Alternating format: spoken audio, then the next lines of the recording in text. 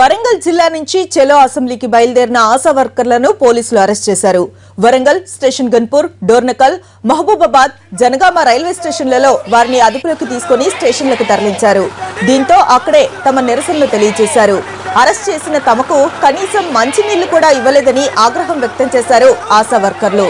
ప్రభుత్వం ఎంత అనగదొక్కాలని చూసినా తమ డిమాండ్లు నెరవేరే వరకు ఉద్యమాన్ని కొనసాగిస్తామని అన్నారు.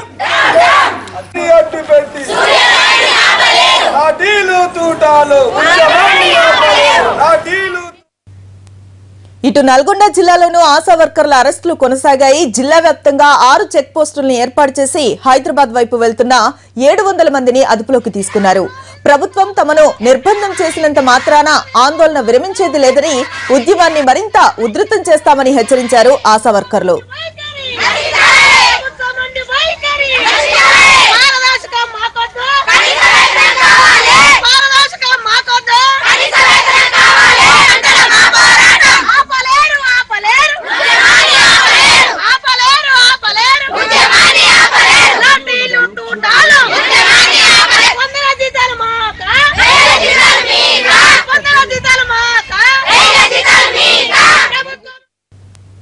చెలో అసెంబ్లీకి వెళ్లకుండా అడ్డుకోవడంతో ఆశా వర్కర్లు ఆదిలాబాద్ జిల్లాలో భారీ ఆందోళన చేపట్టారు.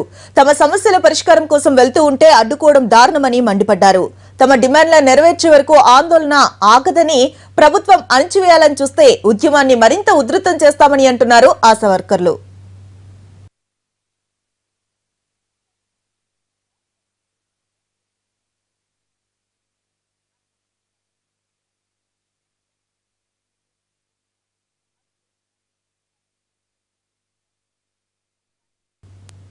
కరీంనగర్ జిల్లా నుంచి చెలో అసెంబ్లీకి వెళ్తున్న ఆశా వర్కర్లను ఎక్కడికక్కడే అరెస్ట్ చేశారు పోలీసులు.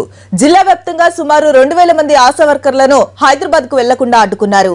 నిన్న రాత్రి నుంచి ఈ అరెస్టులు కొనసాగుతూ ఉన్నాయి. రైల్వే స్టేషన్, బస్టాండ్లలో వారి కోసం పోలీసులు తనిఖీలు నిర్వహించారు. అరెస్ట్ అయిన వారిని కరీంనగర్ పోలీస్ పరేడ్ గ్రౌండ్ కు తరలించారు. మహిళలను కూడా చూడకుండా రాత్రి వేళల్లో నిర్బంధించడం ప్రభుత్వానికి సరికాదని ఆగ్రహం వ్యక్తం చేశారు విపక్ష పార్టీల నేతలు.